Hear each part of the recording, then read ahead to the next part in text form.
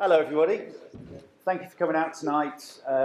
Some of you are obviously here from the Department of Politics and International Studies. You might know me. I'm Trevor McCriskin. I'm an Associate Professor in the department and also our Director of Undergraduate Admissions and our Widening Participation Officer and work on our outreach events. And you're here tonight because this is part of a major outreach event that we're doing with Liverpool Football Club Academy. So we're welcoming the players and staff from Liverpool Football Club here today, and they're going to have a lecture tonight, some seminars tomorrow morning, get a kind of feel for what being at a university would be like. And then there's a bunch of lads sat up there looking a bit sporty as well in the blue tracksuits, who are the University of Warwick first team, who are going to be playing against the Liverpool Football Club under 18s. They can't tell whether they're looking excited or nervous or both. But that's going to be a big match tomorrow afternoon in Clyfield playing fields. We do have free tickets for that, for anyone who's interested in going to the match. If you haven't got your tickets already, you can... Where's Shanaz? Is she in here somewhere? There she is. If you talk to Shanaz, she can sort out the tickets for you. I do want to extend a really big thank you, actually, to Shanaz, because Shanaz is one of our PhD students in the department. She kind of came up with this idea back in sort of November, December time.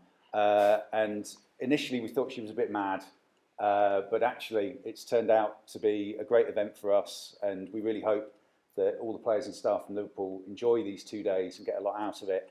But I want to thank Shanaz for putting all this together. She's put an awful lot of effort and time into it. Could we give her a round of applause?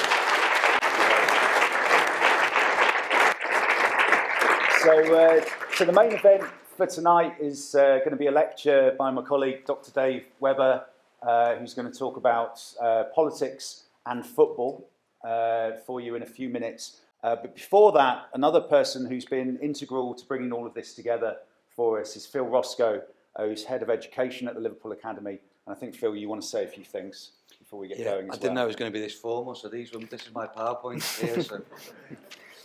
No, it was just really just to touch on the fact that when Shanaz got in touch with us, the background to this was that I received an email from the County FA just sort of saying, look, we've got this lady from Warwick University, she's interested in coming to see you. And my first reaction was to email him back saying, what's this all about?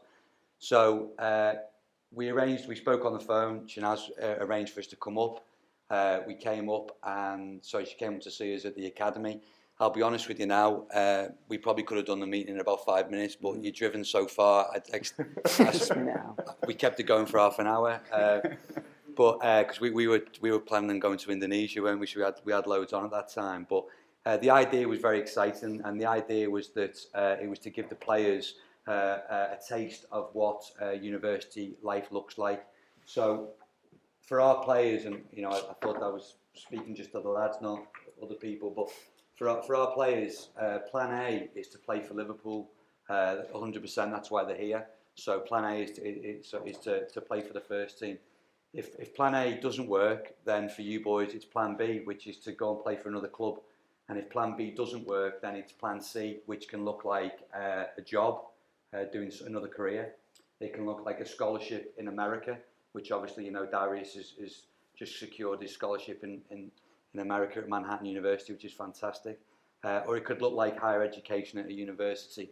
And this is something that no one has done with football in any of the Premier League clubs or Football League clubs, to my knowledge.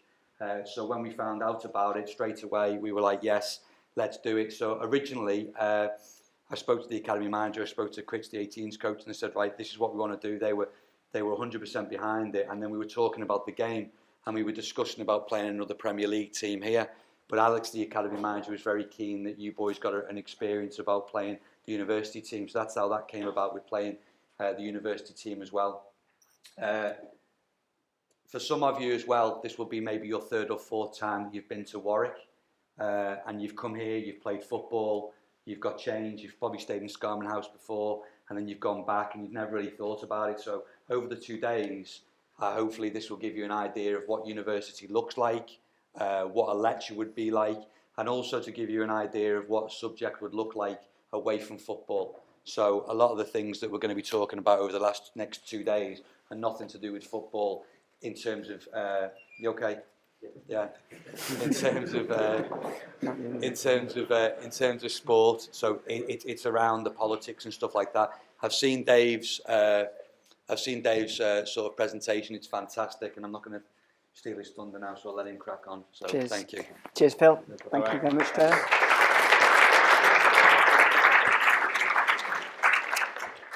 Okay, so this is really slightly surreal for me. Normally, I'd end up watching you fellas. Now, for the next 45 minutes to an hour, you're going to be watching me. So bear with me if it goes a little bit weird. But I want to talk to you today a little bit about my research. My research is something I kind of stumbled in, really. My PhD was in international development, British politics. But I kind of figured over time that whenever I go away to these academic conferences, we inevitably end up talking about football. And so I thought, well, let's talk about this a little bit more and let's think about the politics of football. And the idea behind this evening's lecture is to draw out some of the big themes that we talk about in politics: wealth, inequality, representation, identity, and see how that might be applied to football. And how can we make the game of football, the sport that we all enjoy, otherwise what are you doing here on a Tuesday evening? We love this game, we talk about it endlessly. So I want us to think about, well, can we make that sport more democratic than it currently is? But I want us to begin by thinking about, well, what do we mean by a democracy? What do we mean when we talk about democracy and politics? It will not have escaped your notice that next week millions of Britons will go to the polls to determine who will be representing us over the next 4 to 5 years in government. We live in a democracy. And essentially, what does democracy mean? It means to be ruled by the people. Now, democracy isn't by any means perfect. There are still faults within that system. There are still power inequalities. But it's the best means of breaking up the power that elites within society might possess, whether through land or through other forms. And if we can break up that power, then it means that they're less likely to rule in their own interests and more in the interests of us, the people. And the idea is, as we'll see next week, is that these elected figures will be held accountable for the decisions that they make when in office. And what we've got the opportunity to do, or those of us who will be voting next week have got the opportunity to do, is to change those governments, change our MPs, and have a say over how our lives are run. But what might democracy within football actually look like? Can it be applied? Can this sort of strictly political concept be applied to the game of football? So sort of thinking about this in a little bit more detail. Thousands of us watch football on a weekly, if not increasingly daily basis. Millions of us will watch the game on TV. Increasingly, we can sort of go home and we'll watch coverage from the Brazilian leagues, to the French leagues, to the German leagues, to the Spanish leagues. It's a truly global game now. We can go down the park, we can watch a couple of teams of youngsters kick a ball around. It gives us, and this is really what I want to draw out today, it gives us an individual identity.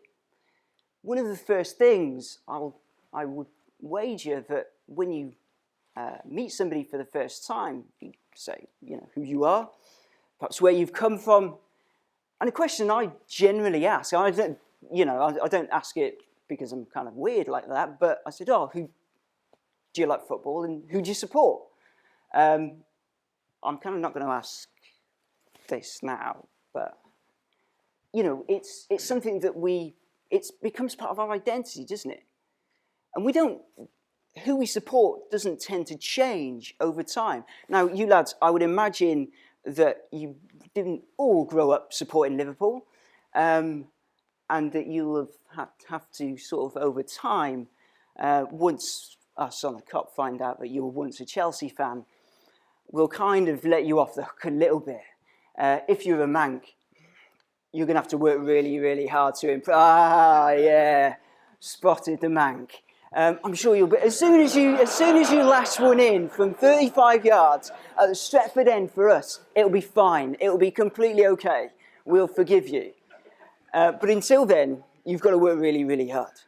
But it gives us that collective, it gives us rivalries, doesn't it? It gives us something to talk about on a Monday morning when we get into work.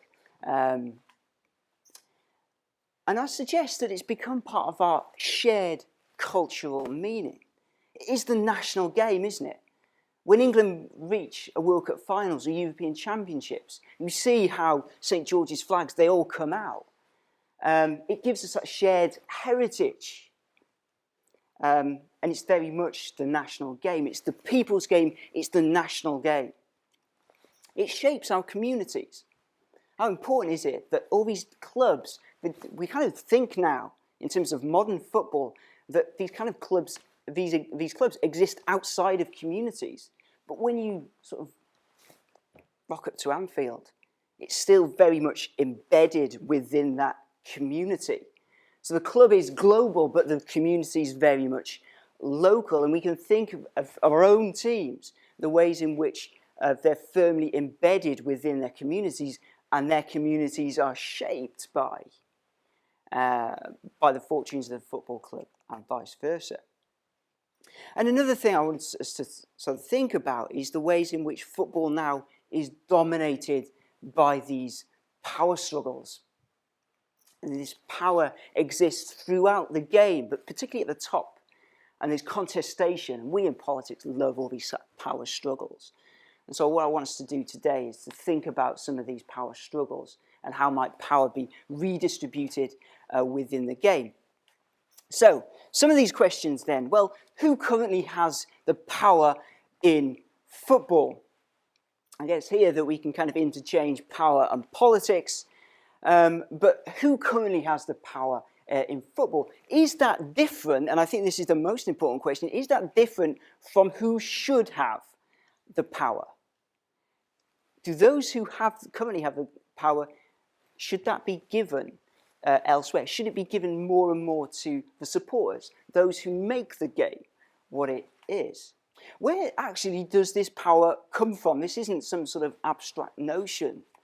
It is instead a hugely important issue and question that we need to ask. Who gives these organisations, these clubs, these players that power?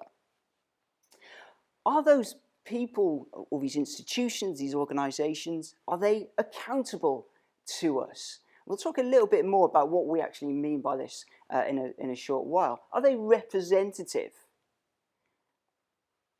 We talk about players being represented, representing the badge. The badge is far more important than the name on the back. And I think that's always something that we as fans are sort of very much keen to sort of hold on to. Players, managers, they come and go. But the badge kind of remains the same. But can all this power actually be claimed or even reclaimed by fans? And how might that be achieved? Now, in sort of beginning to answer these types of questions, we see that power actually exists throughout the game. From a global level, we've got institutions, Sepp Blatter, standing at the pinnacle of the global game. How much power does that fella have at FIFA? And then we see that filter through at the regions. So we've got Michel Platini, for instance, at UEFA, and UEFA as an organisation sort of holding the big European clubs to account. We've then got national associations, such as the FA, for example. And then you've got the various leagues, the Premier League, the Bundesliga, La Liga and so forth. Is it the club owners who've got the power? These are owners who, their role over time has changed. Traditionally, it was always a businessman, and it would be a man, more often than not, who would run the club. Shanks had a famous phrase that he would say that, the owners exist just simply to write the checks. But that's no longer simply the case anymore.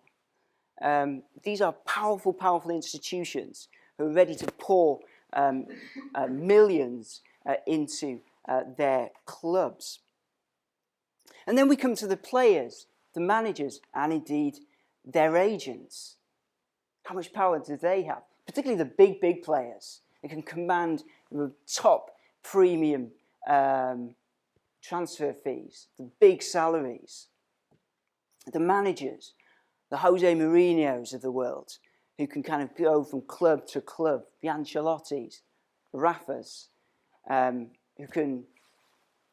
who are almost as powerful as the players who play for them. Sponsors are increasingly powerful. We saw in the recent case of Ched Evans, for instance, when Sheffield United offered to give Evans a trial after his conviction for rape. Sponsors at the clubs turned around and said, no, we're not being associated with you. So they understandably threatened to pull their funding, and Sheffield United was like, well, no, we don't want the hassle. And they withdrew their invitation. TV companies, I'll talk a little bit more about this in a moment, but TV companies, with the amount of money that these TV companies, the Sky, the BT Sport, even the terrestrial channels are pouring into the game. The money's starting to talk, isn't it? And these TV companies, they can change fixtures, they can even set up their cameras, and you've got season ticket holders, and like, you've just taken up my seat. We'll just move you along, sir. So all these are big, big players now. They've got the power. They change, they shape the dynamics of the game. But what sort of power do fans have? After all, it's us fans.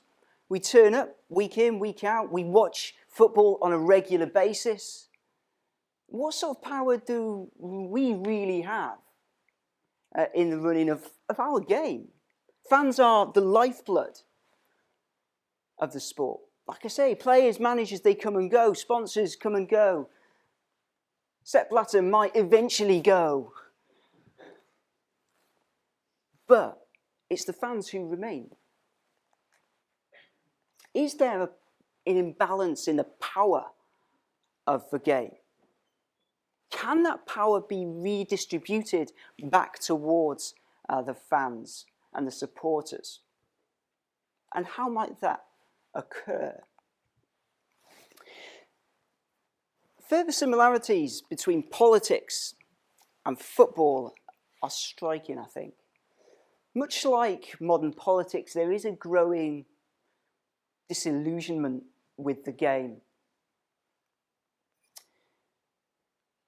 We'll see this evening in the highlights, hundreds, if not thousands, of Liverpool fans refusing to go to Hull because they were being charged 50 quid a ticket for exactly the same seat as Stoke fans were charged £16 for earlier in the season, or Everton fans were charged £34. Why should certain fans be discriminated against because of who we support? And that's just an expression, that match boycott is an expression of fans trying to reclaim that power. Politically, though, we also see that politicians are often criticised as being out of touch, but not answering or answerable to the concerns of working people. They don't listen to us. Why should I vote? It's going to be just the same old white, grey faces. It's not going to make any difference to my life. Why should I bother voting? And we see both within football and we see within politics, it tends to be, well, corporate interests, media interests tend to be prioritised over and above those of voters and those of supporters as well. Grassroots, the grassroots game in this country is in a shambles. Pitches are left untended. It costs now to have a kick around. It costs now to join leagues. And what for? Facilities that are falling behind the likes of Germany and the likes of Spain. Grassroots politics, similarly, is being neglected. The media wants to focus on the big, big characters, the Nigel Farages, the David Camerons, the Ed Miliband's. We're not really interested in what's really happening, the social change which is happening at a local grassroots level. But there is a striking difference. Because for all this discontent with modern football, attendances have never been higher. The global game, or the games it's exported globally, and you lads will know this by turning up to Indonesia, and just the interest that that generates. The big, big stadiums that you'll play in, far bigger than any of the stadiums that you'll play in within the UK. Playing 90 to 90,000 people in Melbourne, Australia. Just astonishing. So while people continue not to turn out to vote, football continues its rise in its popularity. So what I want us to think about then is to think, well, where has this change come from in terms of the game? And I want us to take us back to 1992 and the start of the Premier League. So BSkyB in 1992. BSkyB at the time was a really struggling operation. Rupert Murdoch's there, really trying to pull together some sort of deal to keep his business afloat. He goes for pay-per-view TV. He says, right, because at the time, ITV, you can watch a game on Sunday afternoon, the big match with Ryan Moore. I'm really showing my age. But the big match on ITV Sunday afternoon. BSkyB blows ITV out of the water. 307 million. Everybody's like, what, really? Murdoch's pretty confident. People will pay for TV. They're not necessarily going to pay for TV, but they will pay to watch their favourite team. So 304 million gets handed over to the Premier League. And we've got to start the glitz and the glamour of the best league in the world. However, it kind of looks a tiny and fairly insignificant sum when we compare that with the most recent deal, which is brokered by Sky and BT Sport. 5 billion. No wonder you lads want a career in it. 5 billion quid over the next 40. Now that seems an awful lot, but even that is a huge leap. 70% increase from what the current deal is. So where's all this money gone? Since 1992, the player wages, I can see a game now. Player wages have just skyrocketed. So, 1991, we're still champions. Just about, we're still champions. The average wage for a player in the First Division is just over £1,500 a week. John Barnes, in my estimation, the greatest Liverpool player ever. I know that's slightly contentious, but in my mind, the best player I've ever seen pull on a red shirt. But John Barnes, he gets £10,000 per week. Now, last year, the average weekly wage was £31,000 per week, bearing in mind that the average salary in the UK is somewhere in the region of 26,000, £300,000 per year. And of course, Rooney is reportedly earning, along with a few others, in excess of £300,000 per week. So we talked a little bit earlier about chairmen. But until about 15 years ago, most clubs were owned by local businessmen, local guys who just made good, and they wanted to sort of keep their favourite team going. But when Mr. Abramovich arrives on the scene, that all changes the game completely. Abramovich comes to Chelsea, a club at the time that were ridden with debt, and they had been for the last 10, 15, 20 years. Abramovich buys all the debt and throws his rubles at the club. And in a sense, that's then gone on to open the door. So virtually every club now in the top flight, and indeed right throughout the league pyramid, is owned at least in part by a foreign investor. Let nobody tell you that there is not money to be made in football, or it is not a profitable business. Otherwise, these guys wouldn't be in it. So there's some serious, serious money being pumped into the game by these owners. But what that has had the effect of doing is inflating transfer fees. So clubs know, both in the UK and in Europe and in other countries, they know that if a Premier League club comes calling, we'll slap on an extra 5, 10, 15 million pounds, because they know that there's the money floating around. But what that has done is that while the clubs right at the top have been prepared to pay full whack and a little bit extra, it's widened that inequality between the top clubs and those towards the bottom of the football pyramid. And particularly within the grassroots game. Greg Dyke, the FA chairman, turned around recently and said the grassroots game is in a state of crisis. This is kind of where we all start off. We don't start off in a really plush academy. This is where we get spotted. This is where the best players in the world get spotted and start their careers. But we've got a bit of a problem, because these pitches are in decline. There's been issues over accessibility and funding. You've seen cuts to local government spending, and what that has meant is that, well, we kind of need to prioritise our services. We can't afford to keep our pitches in decent condition, so pitches are getting waterlogged, matches are getting cancelled, and leagues are just falling apart. So the question I want to ask is, well, is enough being done to redistribute all that wealth right at the top of the game?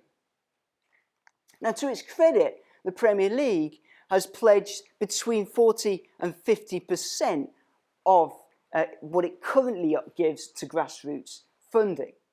I think that's hugely laudable. But given, as we said before, there's been a 70% increase in TV revenues, is there a little bit more money that can be squeezed out? It would make a huge amount of difference to those who are playing the game at a junior level, at an amateur level as well. But for the fans, it's these ticket prices. Despite all this money coming into the game, the fans themselves have been hit hard in the pocket. Now, this is where it kind of gets a little bit awkward, because some smart aleck will turn around and go, yeah, but you keep paying 55, 60 quid to go and watch Liverpool. Yeah, and I know, and I shouldn't, but I do, because I really like it. But that's not really the point here, okay? So just kind of bear with me. Let's have a look at some of the ticket prices. The London clubs, look at the London clubs. State of this, between 70 and nearly £100 to go and watch the likes of Arsenal, Chelsea, Spurs. I can't believe QPR, with no disrespect to any QPR fans in the room, quite why you've got the gall to be charging in near 100 quid on a ticket, you know. I'm just saying, all right?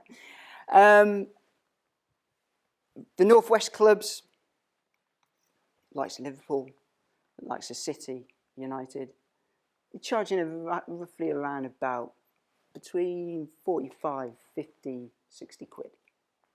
It's still a lot of money. In 1990, you could watch one of the greatest teams that have ever played the game in England. Barnes, Beardsley, Rush, Alan Hansen at the back. All for less than a fiver. Imagine it. Now, even if we account for inflation, that same ticket should today be roughly £7. £7 for a Premier League ticket to go and watch the Champions. In fact, you could even double that and it would still be a good deal, right? 15 quid. Instead, it costs £37. That's an increase of almost 1,000%. And then we wonder why the game is being seen as being sort of out of touch with the working fans, working class fans, the traditional fans, the local fans who've made the club what it is. But at the end of the day, isn't all this just business? As I said a couple of minutes ago, there's still people like me who are quite prepared to pay 50, 55, 60 quid. My partner Hannah is in the audience. I remember last season, so Luis Suarez, remember when Luis Suarez was just in that just phenomenal Rich Vayner form. And I had inadvertently let all this slip out and I said, do you know what, I'd pay 150 quid a week to see him. Now that's not the point I'm making here. I'm not, if anybody's listening, I'm not advocating 150 quid tickets, but you can kind of see why we do it. Now, but isn't it always just business? These guys have come into the game. There's plenty of people who are willing to pay for those tickets. It's just part of the leisure industry, right? So why can't clubs just charge however much they like? At the end of the day, you could just compare it to going to the theatre. Now, can you imagine the scenes if local theatre, or if you went to the West End Theatre? I've not been for many years now, but it's quite an expensive trip out. So I'm pretty cultured. Go to the football and the theatre. I'd be impressed. It's very expensive, but you can't imagine all these theatre goers going, do you know what, it's a bit expensive. All these theatre goers having massive banners against modern theatre. We just wouldn't do it. So why is football any different? And what I want to suggest is that football is different. It is more than a business. And despite all this money actually providing modern, safer, more comfortable stadiums, absolutely. And those were necessary and those were needed. We might even suggest that it's provided a better quality of football. That's debatable if you're at Wembley for the Villa game, but that's beside the point. We might even say, well, it's just added to that sort of cosmopolitan feel. The game's so much more diverse nowadays. So we've got players from all over the world coming to play in England.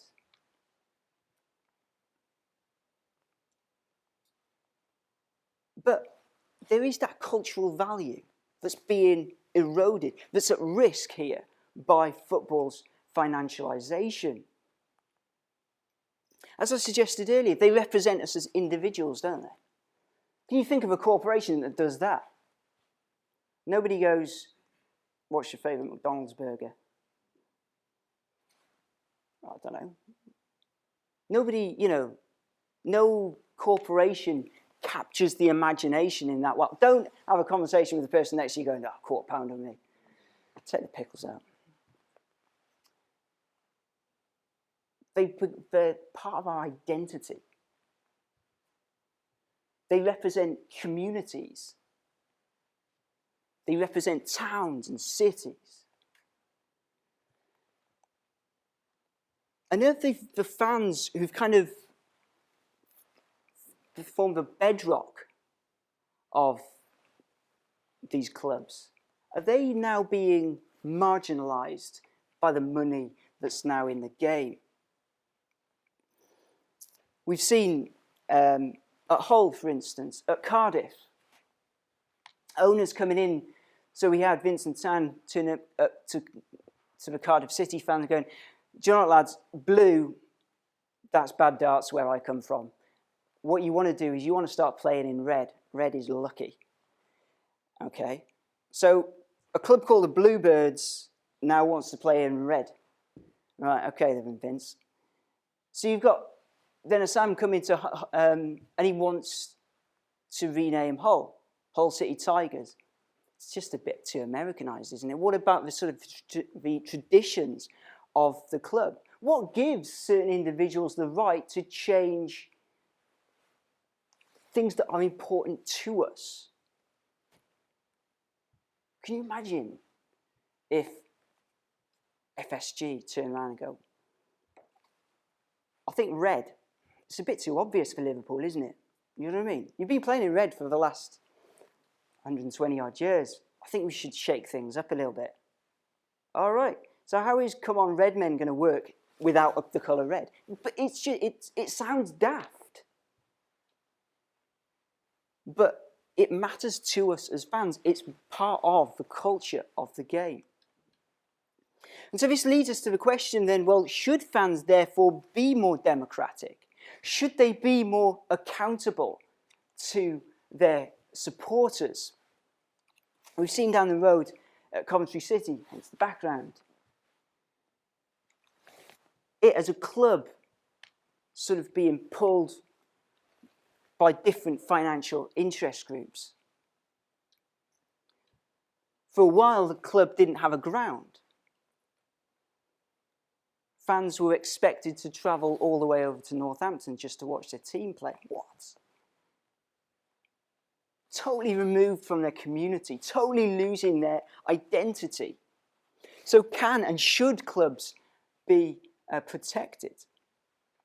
It's an important question as well about this whole financial bubble. So we've seen the increase in money that is coming into the game. We've seen that 70% increase on the current TV deal.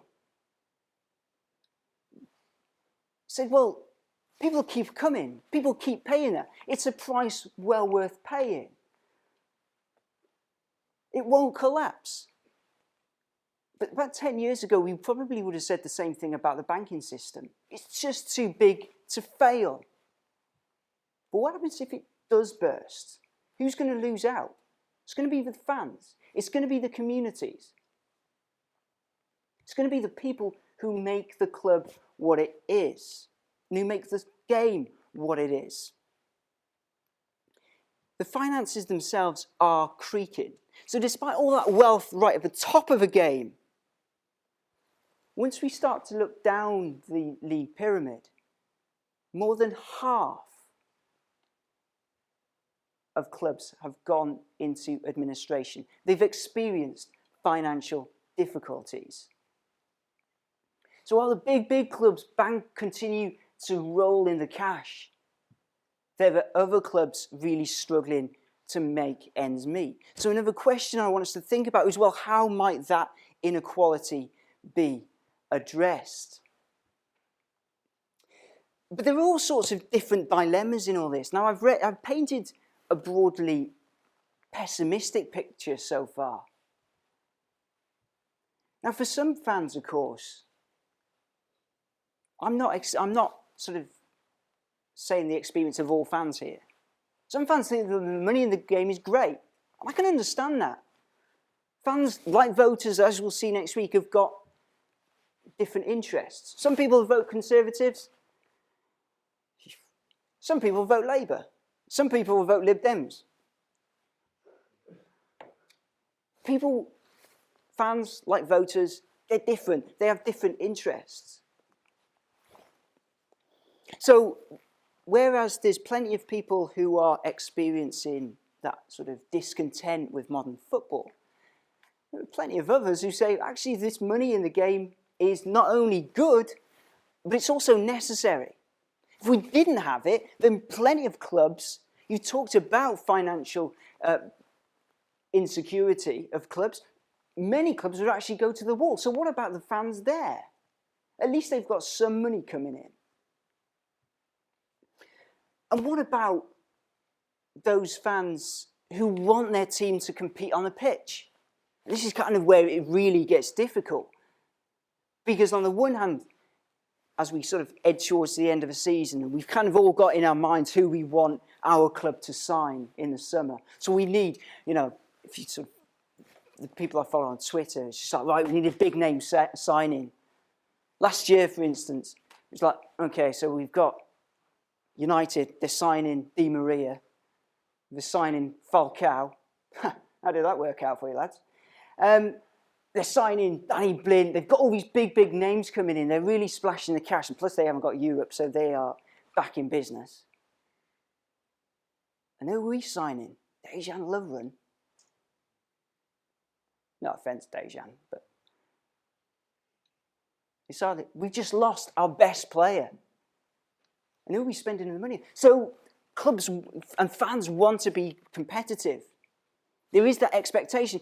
But once we do make that big, big signing, so tickets have gone up again. So we've got all these different dilemmas as football fans. How do we sort of get our heads around that?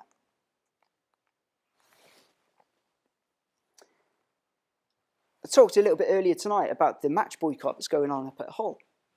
If we did that at Anfield, though, there's plenty of other people who'd take your seat. It's pretty expensive too. Imagine paying 60 odd quid and then not turning up. It's a big, big message to send out, I grant you. But if I'm having to spend 60 quid to make that message, and plus I like going to the game.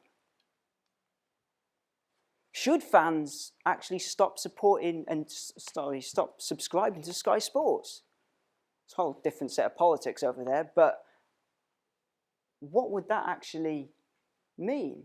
Well, given how dominant Sky is within sort of the pay-per-view market, that it kind of means missing out, unless you're prepared to illegally stream. And for the benefit of the camera, I don't recommend you illegally stream live football. Just saying it, just putting it out there. Such is that dominance that Sky Sports, these media interests, have in the game. And do these sort of problems, do these barriers prevent fans from realising that power that they do have? So I want us to sort of draw this lecture to a conclusion, or certainly to a close at least. We're talking about 3 ways in which football might be reclaimed, how we might protect that cultural value that the game has. And what type of lessons can politics have for us in terms of understanding that, explaining that? But first of all, I want us to begin by saying about government intervention. Now, most football fans will fairly understandably balk at this very idea. Well, no politicians in the game. Just let us get on with it. Grassroots, we'll mobilise ourselves. What we don't need is politicians. I like David Cameron. I support West Ham. No, I don't. I support Aston Villa. Sorry, they're too easily to... You just leave the politicians out of it. I can understand where they're coming from.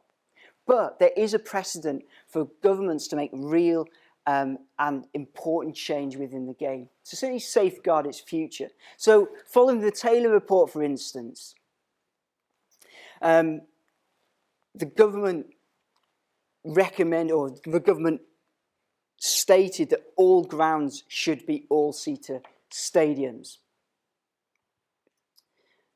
That was important because because there were fears over fan safety. The interesting role that the government played in that is not simply just implementing that, but also providing the finances for individual football clubs to refurbish their own grounds. So at the start of the 1990s, there wasn't quite the money in the game. So clubs didn't have the money. Many were operating below a profit. They weren't making ends meet. So what the government did, recognizing the cultural value of the game, is they stepped in and said, well, we're going to put a tax on the football pools. And the monies that is raised through that tax, we will use to distribute a series of grants. And those grants can be used to refurbish a ground and bring them up to the standard required by the Taylor report. So is there then the scope for the government to now intervene in football and to protect and safeguard fans and communities and the long-term interests of the game?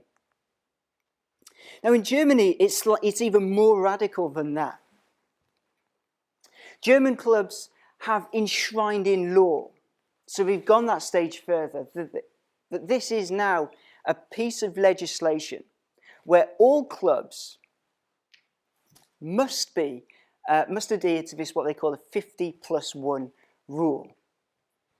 And so all this really is that the members of the club, i.e. the supporters, the individuals that we talked about as being the lifeblood of the game, that it's not simply an idea in Germany. They've actually instituted it in law. So the members of a club must have a stake of at least 51% to prevent other commercial interests from taking control. So, for instance, even a club as massive as Bayern Munich, for instance. So they've got money coming in from Adidas, they've got money coming in from Audi. But that only makes up around about 18%. The rest is fan-owned. And let's be honest, Bayern Munich aren't doing too badly out of it. But what's interesting is the dynamic there. It's not about money in Germany. It's about the culture. The culture is embedded within the society at large. The fan is king. There is a German phrase for that, but I can't quite remember it. But what it means is that ticket prices are much cheaper. The comfort of the supporter is prioritised. And although clubs have sort of fought against it, there is sufficient regulatory room for fans to protect and to fight back and say, no, this is an important part of our culture. It is who we are. These clubs are part of our communities. So Bayern Munich, they're now a global club. They are a super club. But they represent a particular area of Germany. And similarly, you have other clubs across the Bundesliga, across the German league structure. The third I want us to think about is grassroots mobilization. So where Germany leads in terms of fan ownership, we're starting to see that in increasing numbers now. Clubs, both here in the UK and elsewhere. Even a club, that tiny little concern over in Catalonia, Barcelona. It's essentially fan-owned. It is a huge, huge club. But the decisions that get taken come through a specific model of democracy. Barcelona is owned and represents the region of Catalonia. It represents the city of Barcelona. It doesn't represent economic interests. It doesn't represent commercial interests. And this model is being rolled out, it's being adapted. So we've seen, you might recall a few years ago when Portsmouth ran into financial difficulties, it was left to who? Government? No, government weren't interested. It was left to a new foreign owner to come in, rescue the club? No, wasn't interested. It was left to the fans. And since then, the fans took it over. They've turned it around. And it's now successful. And other clubs are doing something similar. The town where I grew up in Wrexham, their club is fan-owned. AFC Wimbledon is now fan-owned. All this, though, is reactive. It's reacting to financial inequalities, of the impropriety of previous owners, cleaning up the mess left by previous owners. And the fans reclaiming that, bringing that back, and re-establishing and protecting the cultural value of these clubs. So I want us to draw just a couple of conclusions. We have seen, of course, then, widening inequality within the game. There's so much money now at the top of that game. And that's brought advantages, but it's also brought inequality. Inequality across the league structure, inequality with grassroots football. That money isn't being circulated enough. And although steps are being taken, we might argue that much more needs to be done. But what I want to suggest, and what I kind of want to leave you with now, is that cultural value, what makes football so special to us, that identity that it gives us both as individuals, as communities, as clubs, our fellow supporters, even our rivals, it can be reclaimed, it can be protected. There is plenty of reasons to be optimistic if there is the sufficient political will. Democracy isn't, of course, perfect. And I'm not saying that every fan-owned club will go on and thrive and be a Barcelona or Bayern Munich or what have you. But there is at least the potential that the game can be reclaimed, can be restored, and it can, once again, be the people's game. Thanks very much.